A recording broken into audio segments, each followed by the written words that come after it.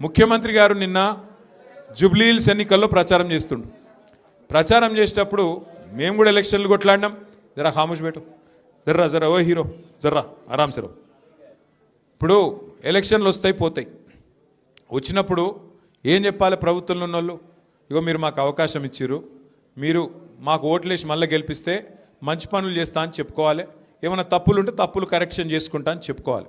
అంతేగాని బెదిరిస్తారా ఎవరన్నా ఓటర్లను? నువ్వు వేయకపోతే ఇది బంద్ పెడతా, అది బంద్ పెడతా.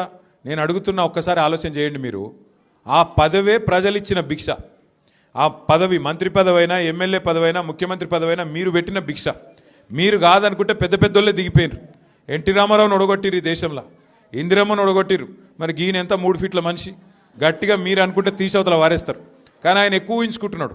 ఆయన నేనేదో రాజు అయిపోయినా, చక్రవర్తిని అయిపోయినా, నన్ను మించిన వాడు లేడు, నేనేదో యుద్ధంలో గెలిచి వచ్చినా, ఇది నా సామ్రాజ్యం అన్నట్టు ఇది కట్ చేస్తా, అది కట్ చేస్తా అంటే ఆయన తోక కట్ చేసే రోజులు ఎక్కువ దూరం ఏం లేదు. జూబ్లీహిల్స్లో బరాబర్ ప్రజలు తోక కట్ చేసే ఆలోచనలో ఉన్నారు. కాంగ్రెస్ పార్టీది బుద్ధి చెప్పే ఆలోచనలో ఉన్నారు.